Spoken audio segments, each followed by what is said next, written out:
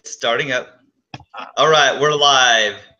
Hey there, everybody. This is just another quick hangout with no planning, no preparation due to strange events that happened today. Okay, and so I'm with my friend Pafa Ortiz, who I suddenly contacted, and I was just going to talk. Yeah, I'll explain this to you, Papa. I was actually just going to call you on Facebook and talk for a few minutes, but Facebook has failed me for the last time.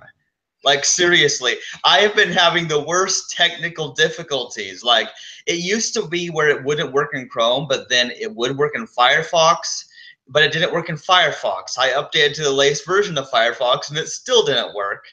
And see, I was supposed to do something with Monique, but because she does, like, get this, everything just goes wrong. Okay, so she doesn't have the Skype app on her phone anymore because she deleted it to make space for something else, and she can't re-download it because the Android App Store is broken. So it seems like it's not meant to be, man. Like there's forces conspiring against you. Yeah, it does seem like that. So by a strange turn of events, what happened was, as I told her, well, I'll see if I can manage to record a Facebook call. So I got out my recording software and just was going to record the screen and the audio of a short Facebook call with you. And I was just going to talk with you for a few minutes anyway, catch up, because we talked on the phone like a week ago or something. But yeah, since that didn't work, instead what's happening is we're having a hangout, and so we can kind of catch up on what's been going on lately.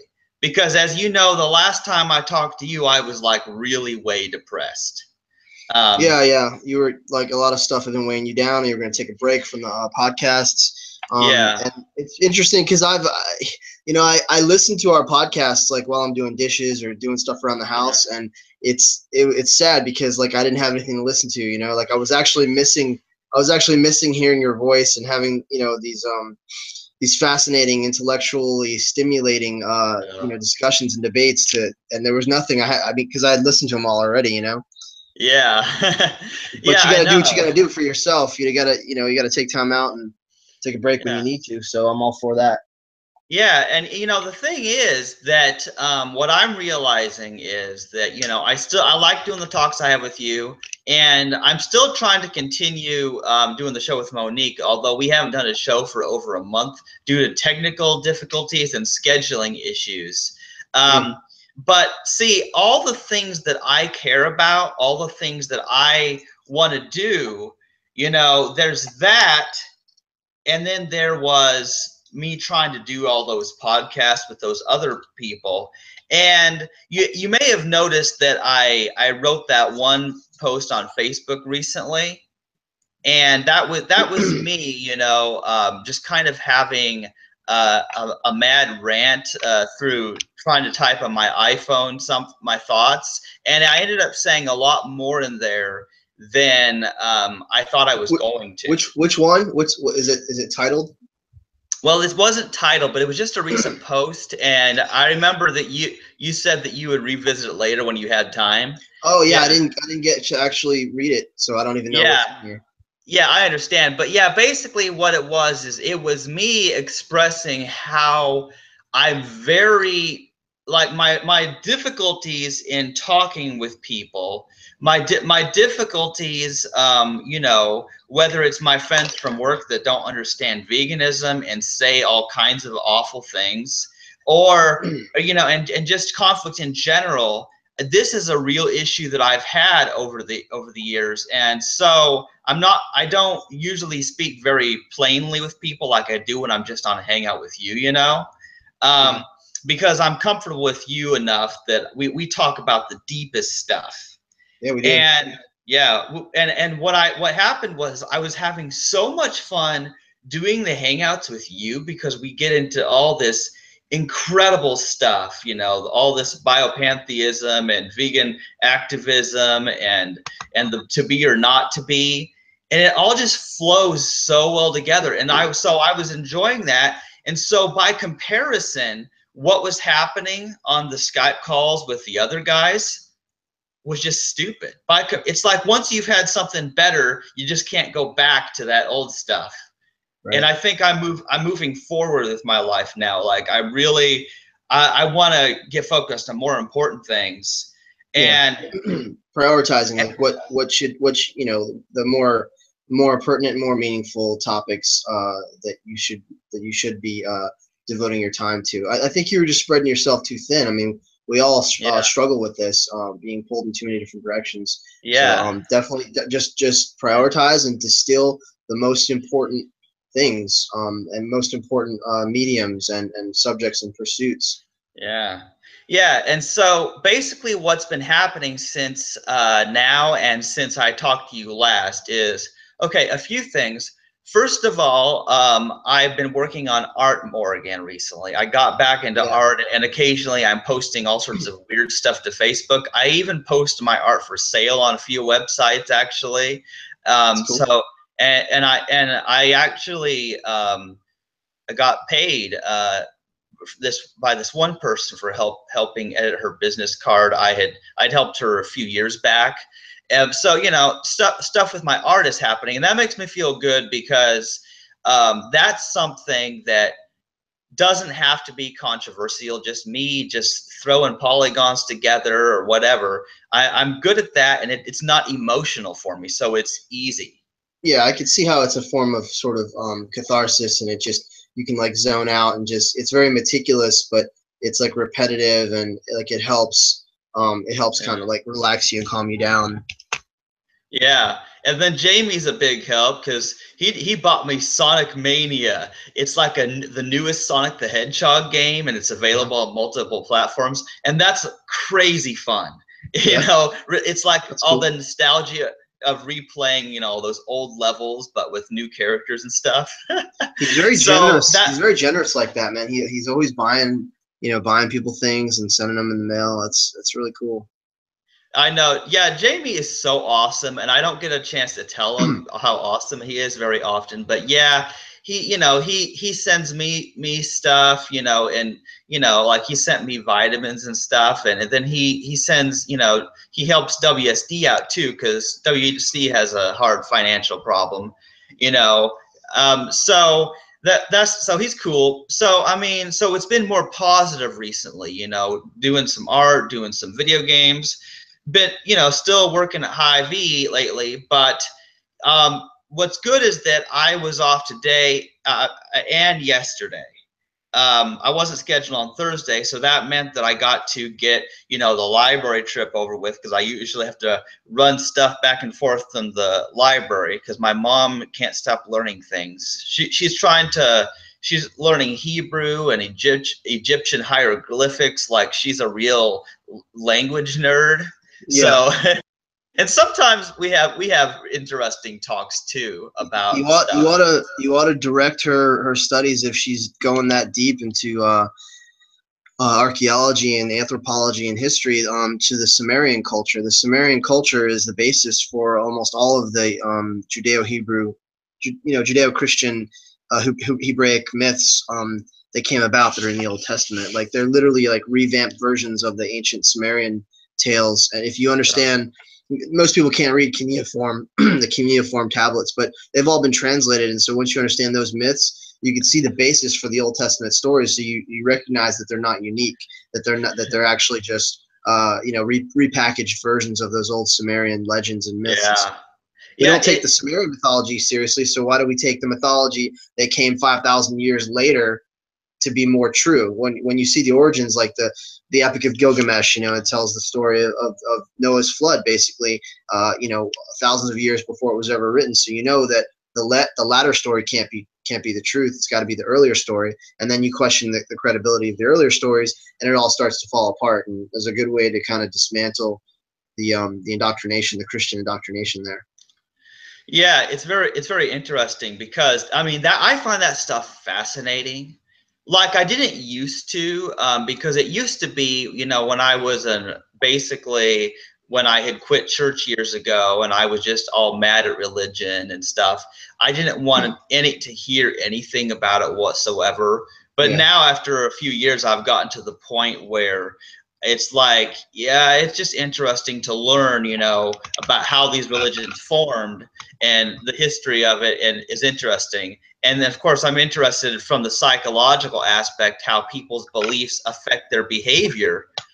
And one thing that I come across, Pafo, is when it comes to the veganism and the anti-natalism, both of these things always they always cross paths with religion every single time. I'm sure you've noticed, you know. Yeah.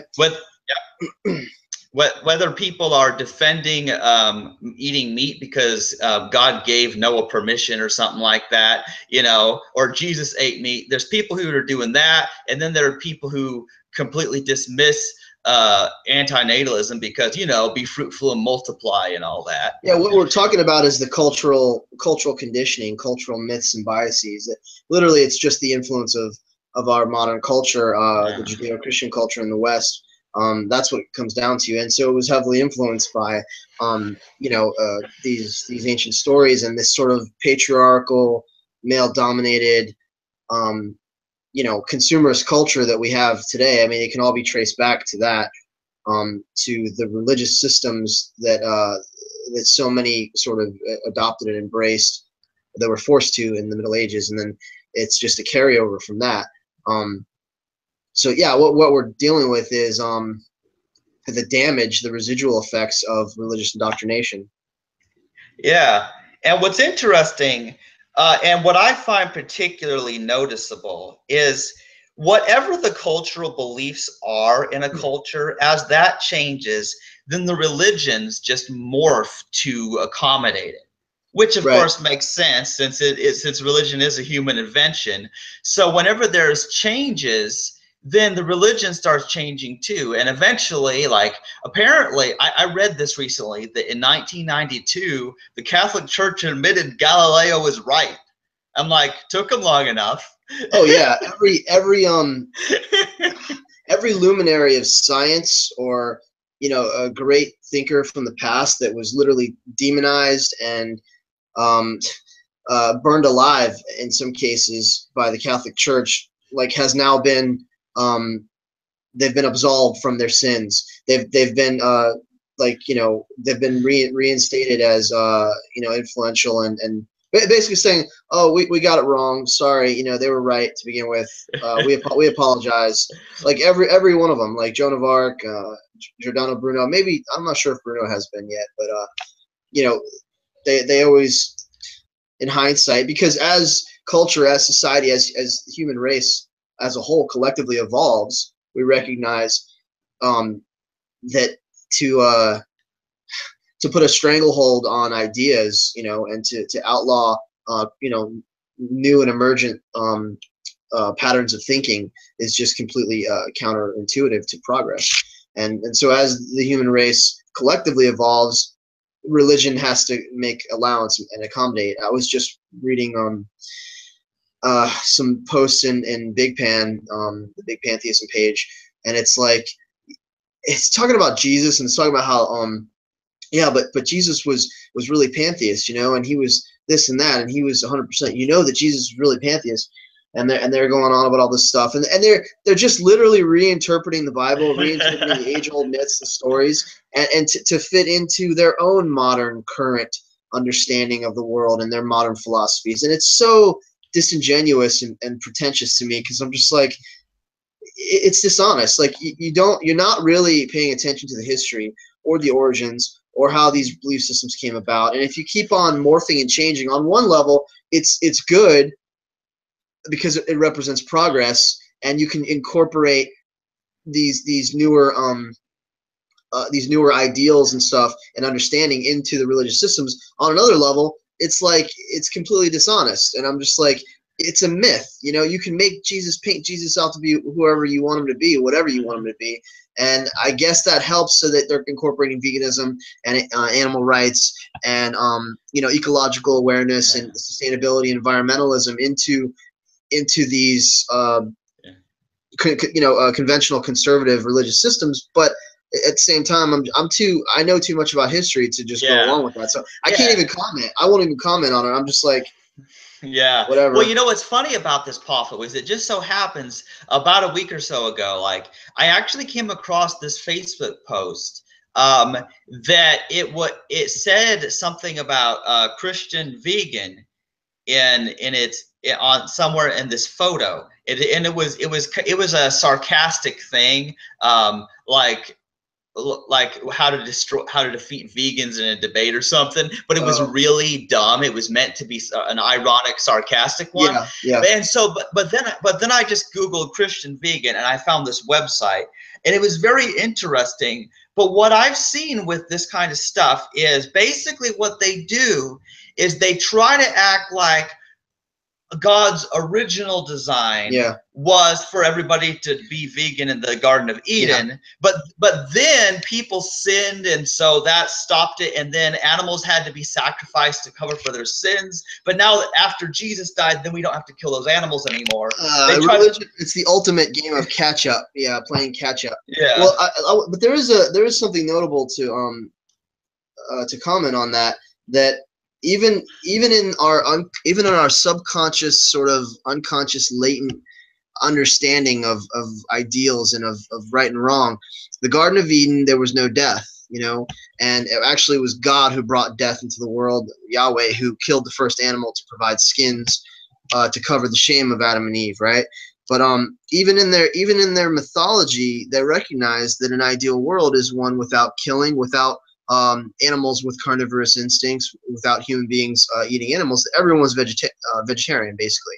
And then in prophecy and stuff, in Isaiah and in other books, they talk about how the wolf will lay down with the lamb. The lion, I believe, will eat straw like an ox, and the little child will put its hand in the viper's nest, and they will neither kill nor destroy on all of my holy mountain. Their predictions, their prophecies about the future, the ideal state of the world, is always one in which all animals coexist, and there's no more killing, there's no more death and suffering and pain. And then they also have this thing that they go back to the Nazarenes, and like Samson was like he didn't eat meat, and he grew his hair long, and then they try to tie it in where they say Jesus was a Nazarene, and so he didn't eat meat or whatever. But it says he ate fish in the book of John too. So, and it also says that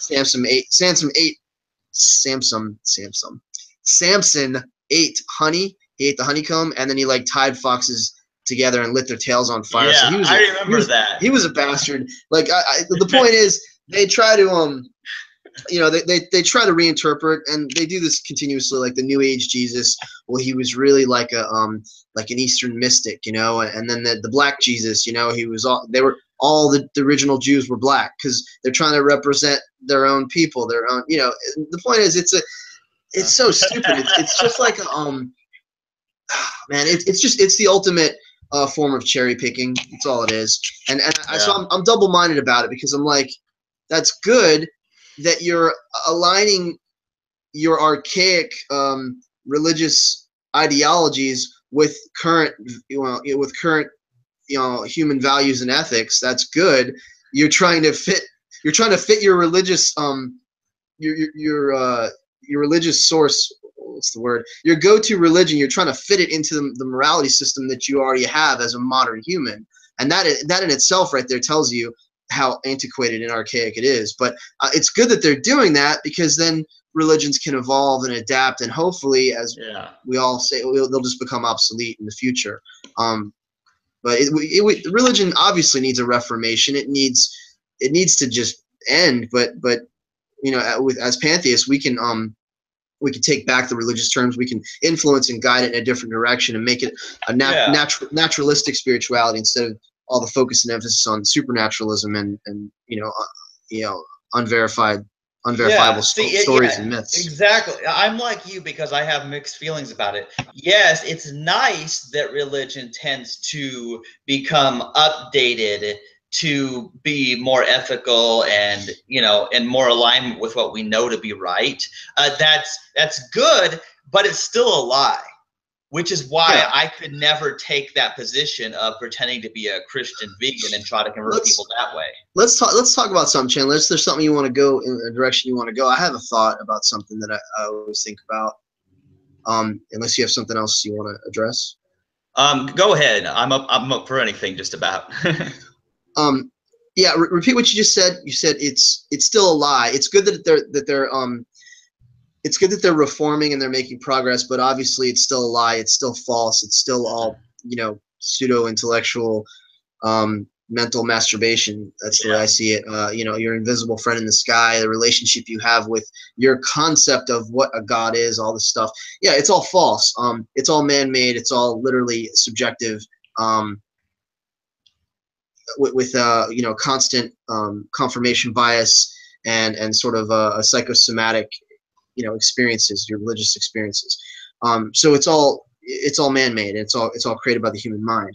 But here's the thing: what religions represent, and what I guess when it comes to the elevated ideals and standards and stuff that they impose on others and that they try to represent. It represents like it represents the goal, like what we could be striving towards. Like if you took all religions and stripped them of the literalism and interpreted them only metaphorically, interpreted them only you know, in terms of their symbolism as a personification, then they actually have a lot of value, because what you're doing is what religions do, they're tapping into the concepts, the human ideals of how things should be, or how, you know, how things ought to be, or how we could, what we could evolve to become in the future. And on that level, religion and science fiction and fantasy, even, you know, fantasy, they all serve a purpose, because they, let me try to make this simplify this.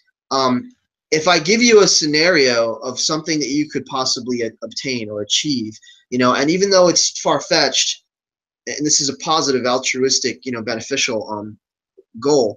If I give you a scenario, I give you an imaginary, you know, fictional story.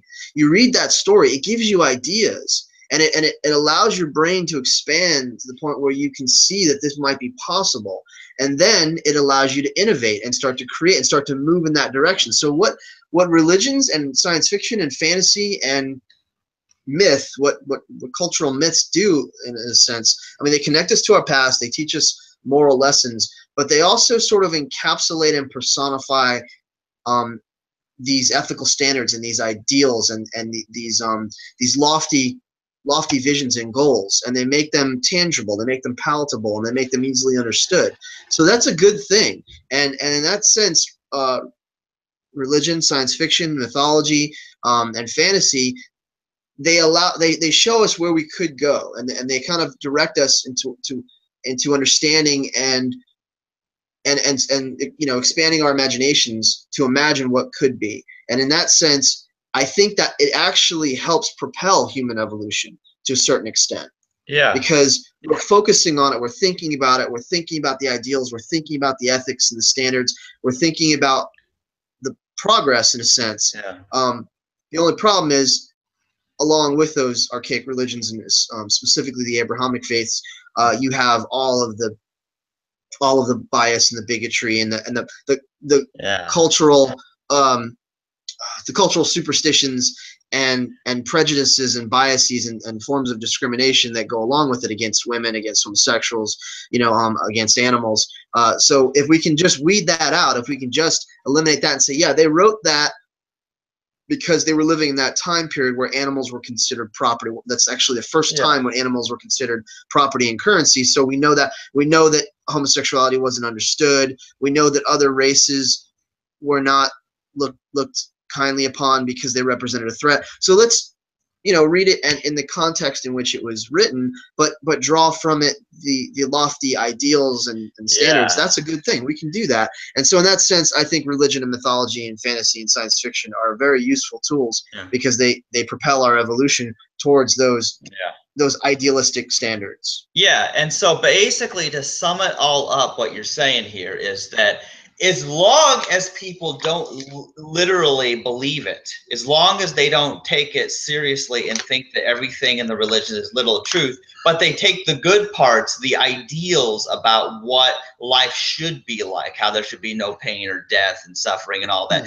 If they take that part and frame it around that, that may make it possible for it to happen, because if everybody's got that dream, they'll work towards it. Yeah, and even basically, but I mean even more so in the sense of what human beings are capable of in terms of our evolution. Like, we have these beings that fly, that levitate, that or healers, you know, that like Jesus, the character of Jesus, that can touch people and heal, and or even on the receptive end, the human beings who through their own faith are healed, because they believed enough. They actually committed themselves to believing, and then they were restored and they were regenerated. So think about that for a minute. What is that actually saying? That's actually saying it's possible, because the people who believe it are like, it's totally possible, and we can defeat death, and we can live forever, and we can be immortal, and we can heal, and all the sicknesses and all the diseases and all the oppression that we suffer is actually is actually not it's possible to overcome those things. So it stretches your imagination, and what I believe is in the future, human beings will be able to spontaneously heal themselves, to be able to communicate telepathically. These are just extensions of our own senses right now. We have these five, we have more than five, but we have these five senses. These are just extensions of that. So that it shows the evolution. And see, here's the thing about it, is that what I like about doing hangouts like this, Pafo, is that the other guys would just would quickly be the naysayers when we're talking about what's possible. They'd just be the naysayers and like, that's never going to happen, you know. And I know that, because there is a negativity there that sometimes is justified, other times not. And see, here's my thing, Pafo, is I may have told you this before on the phone, but I never said it in a recording, is personally, I believe that with the right nutrition, like if everybody is getting all their vitamins and minerals, like everything that they need nutritionally, that they won't die until a natural disaster or something like that kills them. Like, I really think, because everything people die from is some sort of, like, it'll be a heart attack or a stroke or something. It's a degenerative disease that's direct consequence of their lifestyle, their environment, and the toxins and the poisons they're putting in their bodies. Well, we do have a thing. It's the telomeres, which actually causes aging. Everything, you know, is subject to entropy, and the telomeres are on the chromosomes, and every year, every time there's cell division and replication, and your body heals itself, they get a little bit smaller, a little bit smaller, a little bit smaller. And when they're no longer able to communicate to the chromosome what your body is supposed to look like, there's nothing. I'm really simplifying how it works, but when there's nothing left to kind of the programming, the encoded DNA, when there's nothing left to kind of communicate, then it just starts to degrade. And it starts to degenerate. But if we can keep the telomeres, the little things on the ends of the chromosomes, keep them at their length so that they don't, every year that we age, that's what causes aging. If they don't degrade, then in potential, we can live forever. Exactly what you just said. We can live forever, barring any natural disaster or a sickness or a disease that we intentionally or unintentionally cause ourselves. That's what our bodies are designed to do, to regenerate. Like, all life is designed to continuously regenerate. So it's totally plausible. Yeah. Yeah. And see, I think it has to be like theoretically possible. And the reason I say that is because of the simple fact of reproduction. The very fact that even though that people have not yet figured out how to live forever themselves, how is it though that when they do reproduce, which I don't recommend, as you know, but when they do, that somehow that gives that offspring enough telomeres for them to live another life. So, you know, that's the thing. Is you're saying the ability itself to reproduce, to procreate, it proves that we have all of the encoded genetic material and the information in our in us right. Because and I agree. Yeah, and I also want to relate a note. My mom is taking this supplement called Telextend that she started a few months ago, and because she got this thing in the mail about it or something, and it's claiming it lengthens the telomeres. No way, really? Yeah, so they have a pill for it now. But you got to be careful of that stuff. That might be a scam, but it's interesting. How does it work? How does it supposedly? Yeah, well, she has the information about it, but see, what she did is she tried out. I think she got like a free trial or something, and she bought more because it was working for her. Like what's interesting is she started taking that stuff, and I looked at the ingredients. One day we were looking at the ingredients, and it's like it's got so much awesome nutrition in there. Like Really? serious, yeah, and it claims it actually can lengthen the telomeres, and see that she's had more energy. She's done so much better since that, and see that goes along with what I already believe, that the telomeres themselves, when given the right fuel, will lengthen again. That's the idea. Well, it doesn't. It's not that I try to be careful when I describe this. It's not that it can get any longer. It's just the idea is to keep it from getting any shorter. Like it's at a certain length that will literally allow for infinite replication of the cells that are damaged and destroyed if it doesn't degrade, if it doesn't get any shorter. So the idea is just keeping it at the length that it is. And there's got to be a way. I mean, there's got to be a way. What was I gonna say? Yeah, like you look at the trees. You look at certain trees that are like 5,000-year-old trees or something, or sea turtles that are like 500 years old, or whales, that could be 200, 300 years old. It's incredible. That I believe that life is meant to thrive and to exist and to live for as long as possible. See, what I do is I look to non-human nature. Now, everything's nature, but specifically what I do, Papu, is I look to the nature that is not humans. I look at the animals that live a really long time. And like you mentioned, those 5,000-year-old trees and stuff. And so here's what the conclusion I came to after looking at the other life on the planet. That there is no such law of the universe that after a certain age things are doomed to die. Because if that was the case, you would not be having these animals and plants that are far outliving the humans in this way. There's no law in biology itself that gives us a set deadline, a set exact thing. And even within the humans, even within human populations, we have people who will be like over 100 who are healthier than people in their 60s who are sick and crippled. And so if you look at these examples and make comparison, you see this idea that when somebody has a problem, and you've probably encountered this before, when somebody has a problem, people are like, oh, well, that's just natural. You're just getting old, so that's why your back hurts or whatever. No, cancer, osteoporosis, heart disease, liver failure, all of these degenerative diseases that are just the killers, the number one killers in our culture.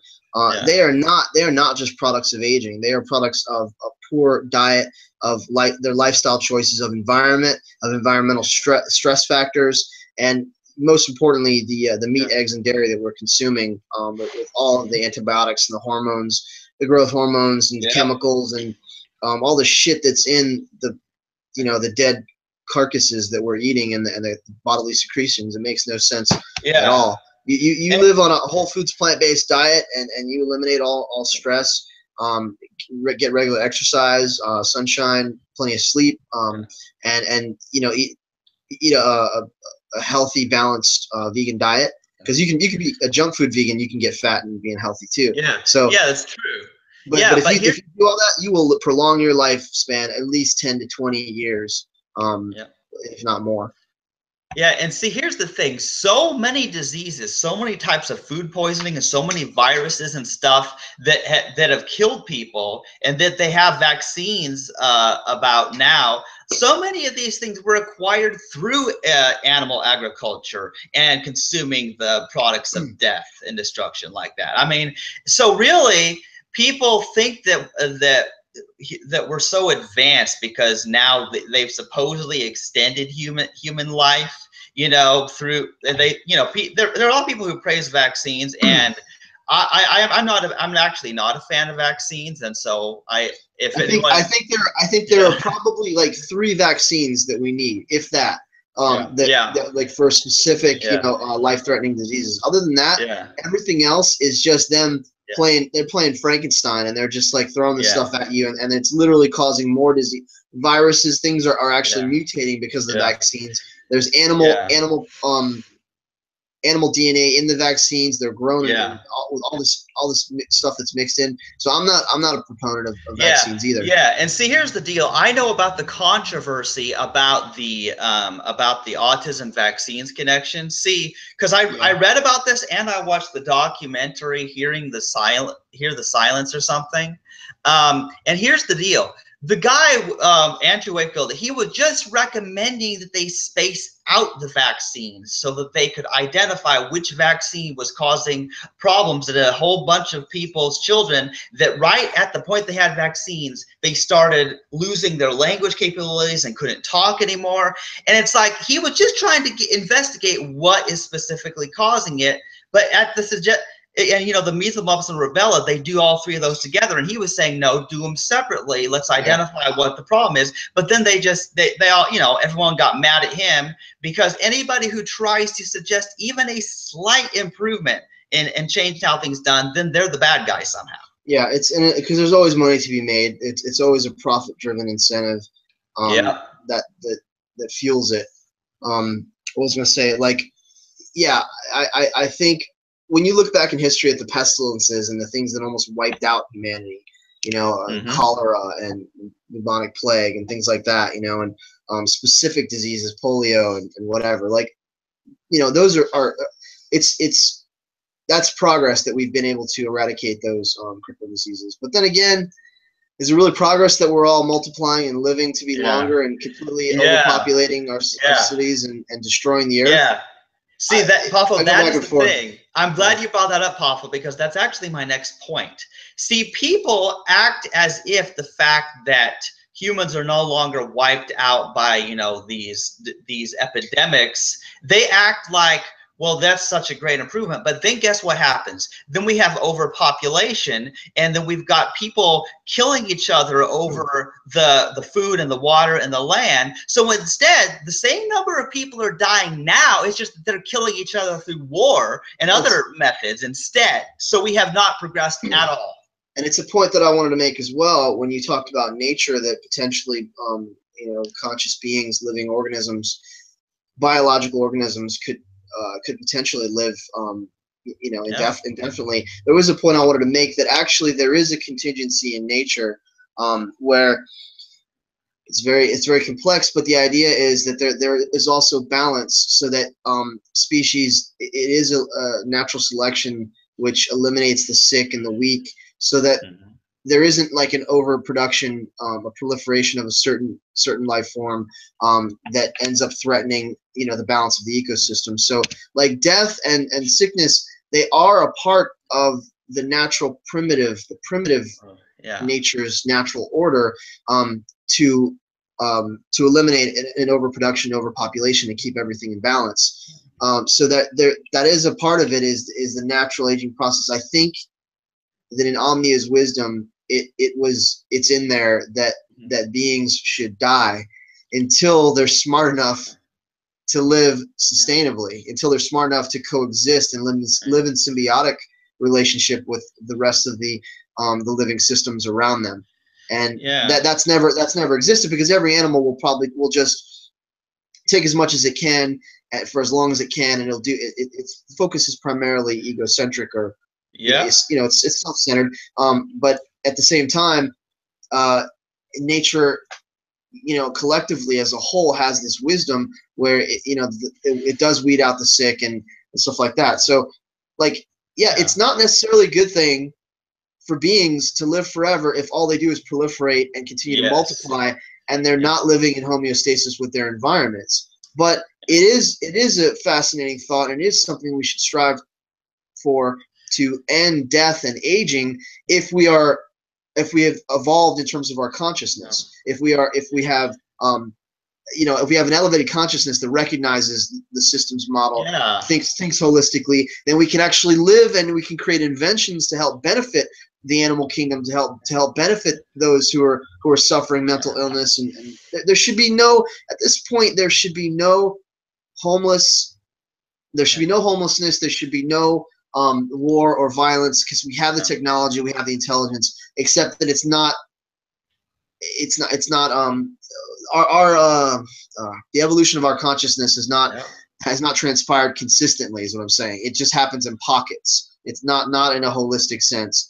Have we all evolved and graduated to this level of understanding, and we need to. Yeah, and see, here's the thing about it is, even though I'm rather pessimistic most of the time about the human race, here's an interesting thing. Particularly with me, I've said before, I think, that if humans had to eat other animals or their products in order to live, then things would be different. Luckily, that's not the case. There is no need for us to eat meat, dairy, eggs, honey. There's no need for us to consume these animal products. But I take a hypothetical scenario. If it was, and if there was a certain number of eggs or whatever you had to eat in order to live, then my position on abortion would change, as well as other forms of human killing. But here's the deal. I have enough optimism, listen carefully, I have enough optimism in humanity because I can see that we do have a choice. Since we can live without that, we don't need to die in order for those and to stop killing those animals. But you know, that's the thing.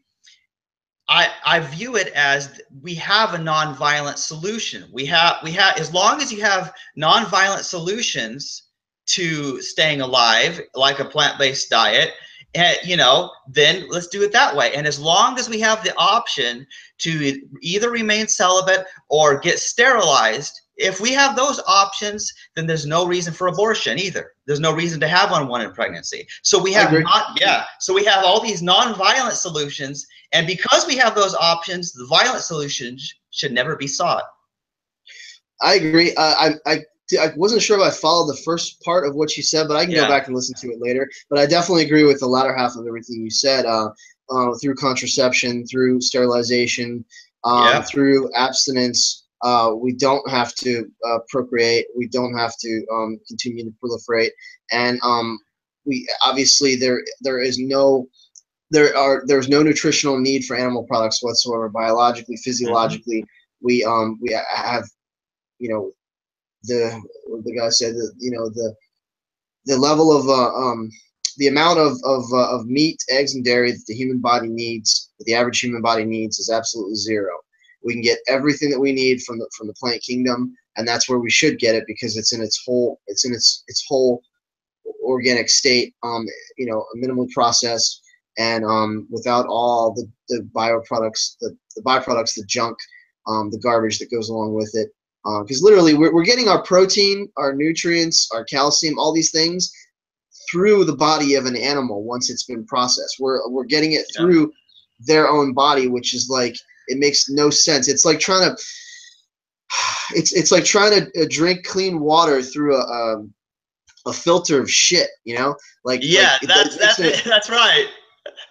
It makes no sense. Like, why not just drink straight from the stream? Why are you filtering it through someone else's digestive process and their whole biological system, which has been contaminated, corrupted, hybridized, you know, pumped full of growth hormones, lives in horrible conditions, living in their own feces and urine, living in without any access to fresh air. The chickens and the ammonia, the amount of ammonia that they give them, the health problems, you know, they can't stand up because their weight, their bodies are collapsing under the weight because of the way that they're genetically modified.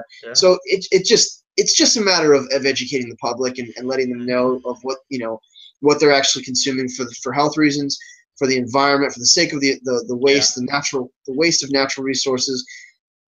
You know, the largest contributor to greenhouse gases is animal agriculture, and the most important thing in terms of ethics and social justice, we need to view animals as persons, as individuals, as living beings with rights and freedoms and privileges of their own, instead of turning them into objects, objectifying them, and you know, seeing them as commodities and resources to be harvested and exploited. Travesty. And see, here's the thing about it is I look at it and see, a lot of people probably think that I am like misanthropic, and sometimes I feel that way, like where I just really hate humans. But Yeah. but here's something that I realized recently, because I've been reflecting on all this, with all this and all this time since, while I've been evaluating the whole suicide thing, you know, after that guy nearly convinced me that I should kill myself. And for a while I was feeling like, well, yeah, I probably should, but I'm too chicken to do it. And you know, but now I've looked at it, and I realized something. Each new human baby that exists, I don't see them. They're not inherently evil. I don't see anything as inherently evil. I don't. I just see that they are a new life, and they will be taught to be evil by their parents, their schools, their religious leaders, their government. They will be taught to be evil. But I also understand that we're all fundamentally innocent. We are just, you know, we're just thrown into this life, and then we are forced to be consumers in this society that causes harm to the animals.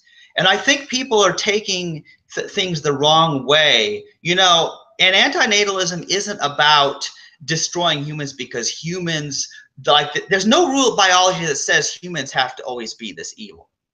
But since that's the world we're living in, and that humans do these awful things, that's why I'm advocating to cease procreation, because obviously they will just become more carnists and feed into the system and be polluting and contributing to climate change and all that. When I think of anti-natalism, I don't see it as the destruction of life, the destruction of human beings. Mm-hmm. It doesn't equate to death to me. To me, it equates to slowing the fuck down, just slowing down, just like giving nature a chance to balance things out, and becoming part of, you know, of the biosphere again, instead of dominating it and manipulating everything and destroying everything we touch. It's just a question of I don't think that the end goal, for me, I guess maybe as Daniel would say, I'm a soft anti-natalist, because the end goal for me is not the elimination of the human race, unless we don't change our ways, as you just pointed out. Right. Unless we don't change our ways. But to me, it's just about slowing down and shifting the mentality and the mindset away from this idea that to reproduce is a good thing. Yeah. It's not a good thing right now. It's not a good thing. That's the point. And see, here's the thing. My thought is that if everybody realized just how harmful the human race is being, if everybody realized it right now, then everyone would cease from procreation, and the human race would die out, and that's totally fine, because I don't see the extinction of the human race as a problem at all. Because first of all, that may be the only way to save life on the planet, given the climate change, the way things are happening anyway. And there will still be experiences by all the other animals. And you know, you're leading into some incredibly deep philosophical notions here that I'd like to explore. Go ahead. Yeah, but basically, here's the thing: is people think about things only in terms of, they view this whole planet as only here for humans to use and enjoy. And I'm thinking, wait just a minute. There's all these other animals that, to be quite honest, if it were not for humans, sure, they would still have some suffering as they were killed and eaten by predators, but it would be so much less, and they would, with the lives that they do have, they would at least get to enjoy for a while. You know what I mean? It's like, so that's basically, that's it. Is I lost my train of thought. I was trying so hard to let you speak, but sometimes I have to interject, or I'll completely lose my train of thought. Yeah. It was it's okay. Yeah, it's not necessarily a bad thing for the human race to die out. Yep. It would give other life forms a chance to also evolve and progress, to reach this same level of consciousness. And in the meantime, all of the experiences and all of their perceptions and their understanding of things is just as valid, just as valuable right now. You don't have to have, you know, incredible IQ and you know, this highly developed frontal cortex to be able to to count, to be able to matter in the grand scheme of things. Every life form matters. Yeah. And the whole thing is, okay, so we aren't the greatest thing that's ever hit this planet.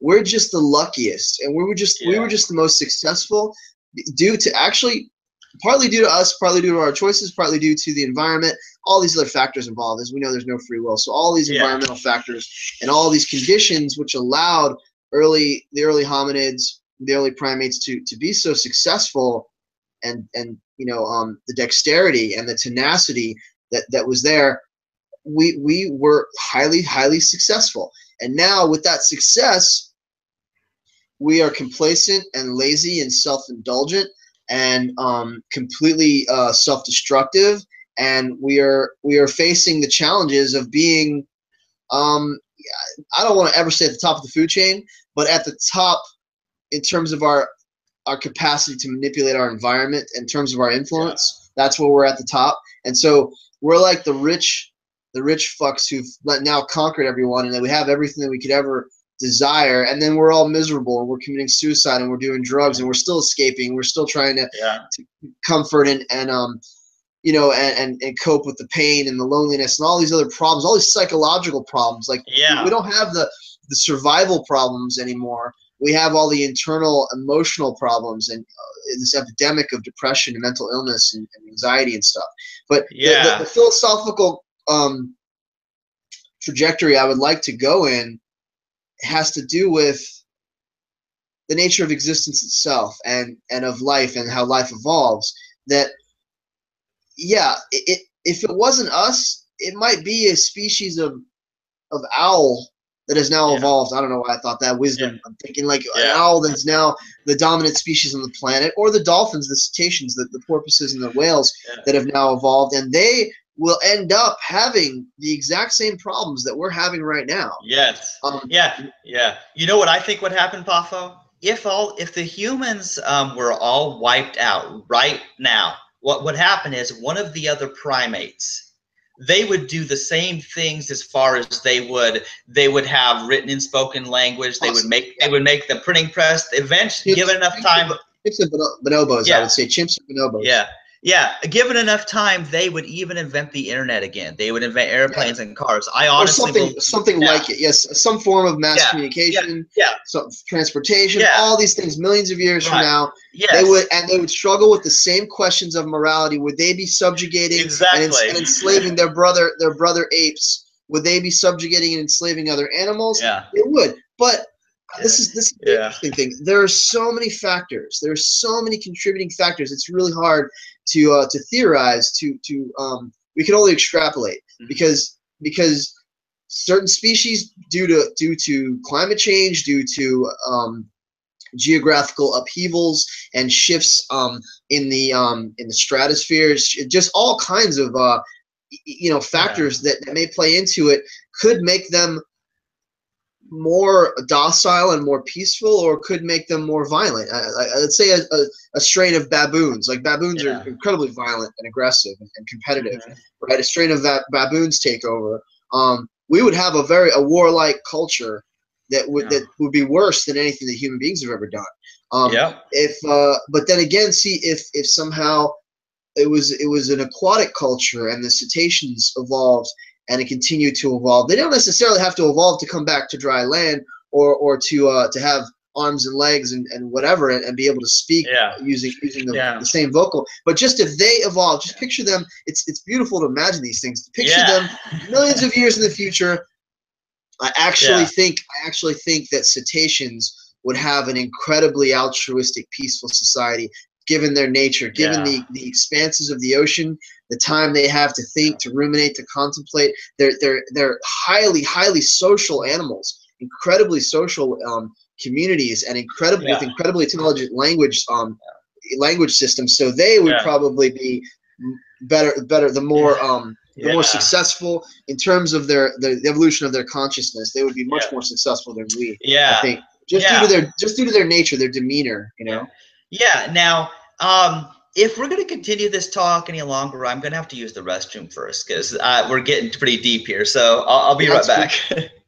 Cool. We'll edit it out later.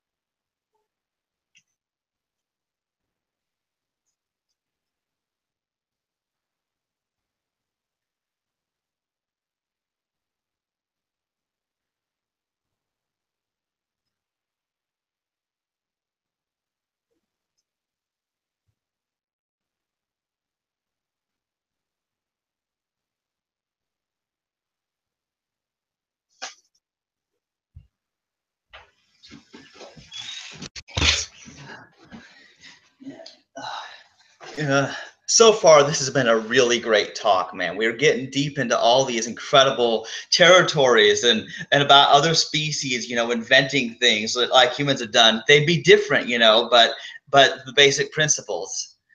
The benevolent aquatic society of dolphins and whales. I think that would be one of the most beautiful. If I had a time machine, I would probably go forward and try to see what that would look like, because they're going to continue to evolve, you know, based on necessity and stuff. And it's just all the right factors came together for us.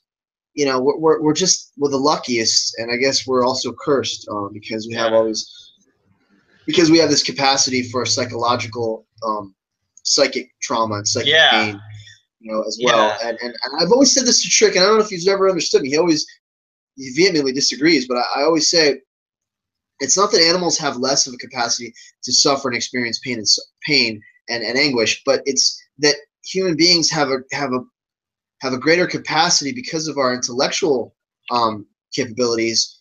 We have a greater you know, proclivity toward ruminating about the future and stressing and feeling guilt about the past, where animals don't have that. They live in the moment. They live in the present moment. They don't suffer the same apprehension. They don't suffer in that sense. In that sense, human beings suffer more internally, psychologically.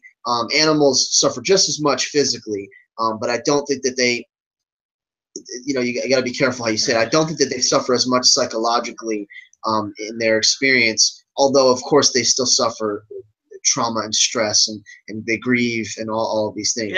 But what I'd like to add to that, speaking of psychological suffering, is part of the reason that Daniel was wrong in more than one way, really. But part of the thing about what Daniel was wrong about, saying that there's no suffering if you have yourself killed by the Kevorkian method. Because as Trick is there to point out, there's the psychological suffering, not only of you facing your own death, but of all your loved ones and all of the effects that has when a person dies. And I feel like that's a huge whole realm, the psychological suffering, that he just completely dismissed. Everything that he said was literally backpedaling and a form of justification. They weren't logical, rational, cogent points. In his mind, they were, but they were. It was just a form of justification, because since human beings are social animals, we're always born. We're not born as certain reptiles that we can immediately care for ourselves, or like fish. We are born essentially helpless and dependent upon our mothers, our parental you know, guardians, to teach us, to protect us, to feed us.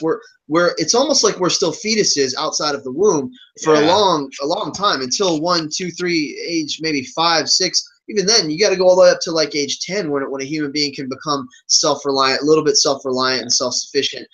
So the point of that is, as soon as we're born, we are affecting a multitude of people. A multitude of people are involved in our existence. So to snuff out any life, because you have such an influence, just the fact that we're primates and we're social animals, you know, living in highly socialized structures, that immediately creates a huge hole, a gap, a sense of loss, and there's an impact. There's a greater impact there. And again, I don't even want to address any of his arguments, because they were like they were all rationalizations and justifications. See, here's what I realized my mistake was, Papa. My mistake was taking him seriously at all. Like, really, because I agree with you. You know, all of this is just rationalizations of he cannot handle the stuff that we're saying, because it conflicts with his own views and the way he lives his life. And so he is just lashing out in this emotional rampage. And I was taking it as if it was some kind of serious logical argument to be considered. And it's not. He started with a premise. He already started with a premise, and then everything that he said was flowed from that. We have a premise, but we're open to discussion, and our minds are open, and we can explore the ideas, and we can, you know, we can use logic and reason to understand these things even to greater depth. But he was starting with a specific aversion, a specific contention, and everything that he was doing was to prove it and to justify it and to defend it. And like if you remember in the show, I was open and I was very liberal and I was very accommodating to him. And I said, okay, I really just wanted to understand where he was coming from. And I conceded a lot. I conceded many points that he made. I conceded, but I also said, well, no, there I disagree. But I didn't need to fight to defend it. Everything he was doing was a fight to defend his position himself. And that's because our very presence or our philosophy, even though we're just a couple of young guys talking about this stuff online, we represent no threat to him. That was a threat on some level, on a very deep personal level to him, to his own existence, to his life choices, to his family. And so we're not coming from, you'll see me get defensive and passionate and intense when it comes to religion and brainwashing and indoctrination. You'll see me get intense when it comes to animal cruelty and animal abuse and child abuse. Those are my my strong points, and I'll defend that. But in civil discourse, I kept making this point to him. I said, we're just talking about a philosophy. We're just talking about, you need to be able to separate yourself from the ideas themselves and not identify so strongly with it that you feel it's a personal attack on you. And so everything that he said was like in defense to the personal attack that he was perceiving we were making against him. Yeah, see, that's the thing is, here's the deal. It was not personal. It really wasn't. And the problem is, this is not about saying that a specific person or group of persons should not procreate. It was just talking in general, this, and it's just, I mean, really, the way I look at it is, people, they do identify very strongly, like the way they live their life and their views and philosophy and religion and stuff, they do take it personally sometimes when you disagree with them. And see, I don't think I took anything personally about that, but what he said after the talk was over, that's when it went downhill. Because he just struck a weak spot with me, because I had a history of being suicidal and feeling like the world was better off without me. But ordinarily, I do better than that. And I almost lost my train of thought. Hold on. I can't remember what I was gonna say. I'm gonna have to start interrupting you again. I understand. I can't always be polite. I just lose. Just too many things.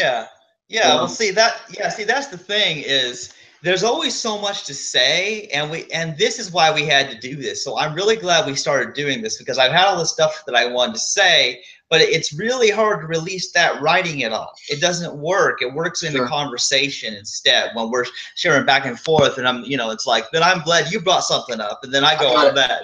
I got it. You got it? Yeah. Okay. So consider this. This may be something that no one has considered in this situation, the Daniel situation. Remember that he said that he was at one time an anti-natalist, and he actually was very negative in his thought processes, and it was very misanthropic, and it was too much for him, and the negativity and the grief of it all, the sadness, it was too much, and he would rather sort of associate and side with those who are having children, and those who, because he just he couldn't take the negativity of it. It brought him down, and he wasn't really able to function, I think, and it cost him, he didn't have the social life he wanted. It cost him friends and stuff like that. He said it was too extreme. Consider the fact that, like, for his own self-preservation psychologically, this may have been all one big giant defense mechanism, where he really needed to oppose it and not take this seriously and not even consider these things, because if he did, then he felt that it was a slippery slope, and he may be in danger of falling back into that mindset, which might have been detrimental to his mental health.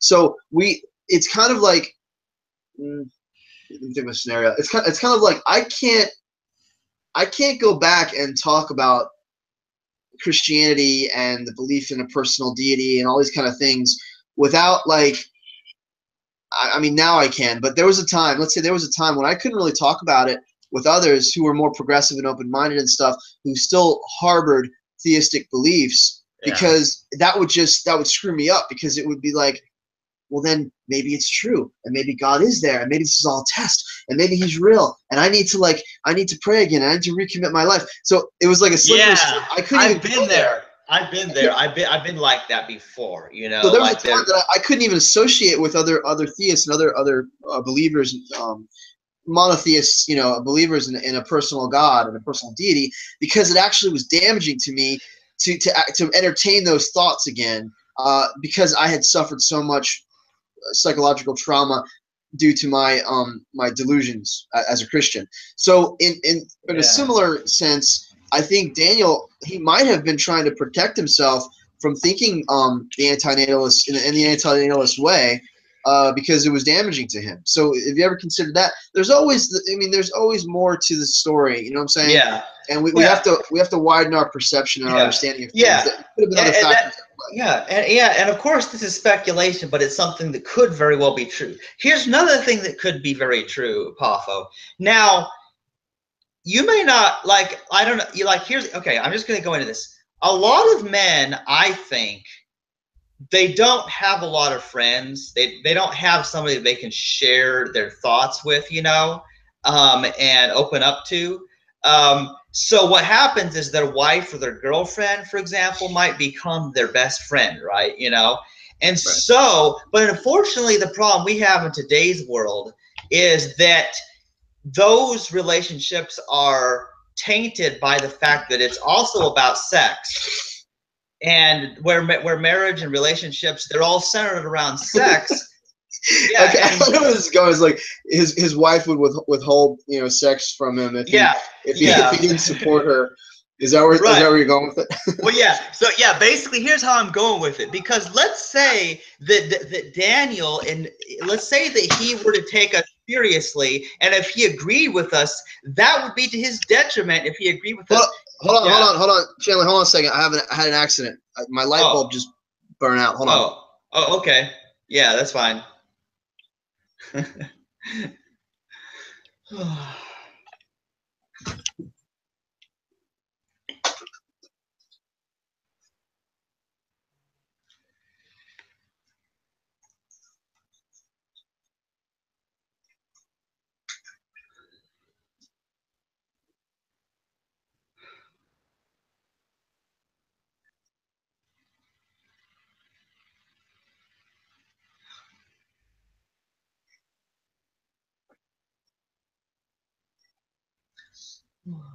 We may have to cut this session short because I just busted my my incandescent light, and it's supposed to be like damaging to, like, you're not supposed to breathe it in. So we can resume in, like, 15 minutes or something, but I have to clean this up like right now. Okay, well, I can finish up what I was going to say in probably less than 5 minutes here. Okay. What? I can probably finish what I was going to say in less than 5 minutes, and then I better let you go. Okay. So here's the thing is, if Daniel took our anti-natalism stance seriously and agreed with us, it would be to his detriment, because then what's going to happen? So if he no longer wants to procreate and his Catholic wife does, and he goes and gets a vasectomy, she's going to be pissed and his marriage is going to be destroyed. And so you see, essentially the influence of his wife, of his spouse, was a big thing. Even though I don't know how she would have to know about his conversations with us or anything like that. I mean, right, but the fact is that if he then became an anti-natalist again and then acted upon that, then his wife would be very cross with him, and then that would ruin his relationship with her. And of course, I'm sure his wife's important to him.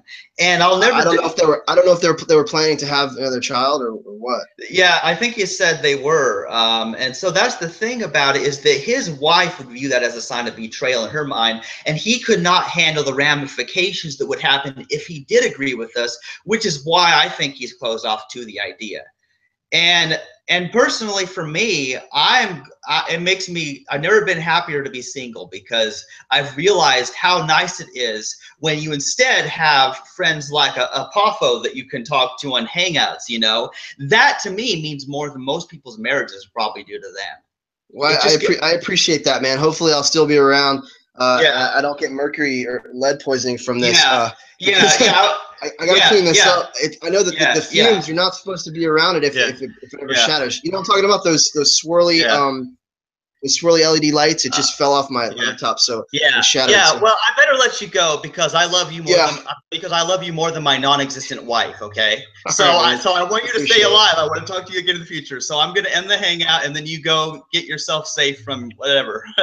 Bye. All right, man. Thanks, Chandler. We'll talk soon. Okay. Bye.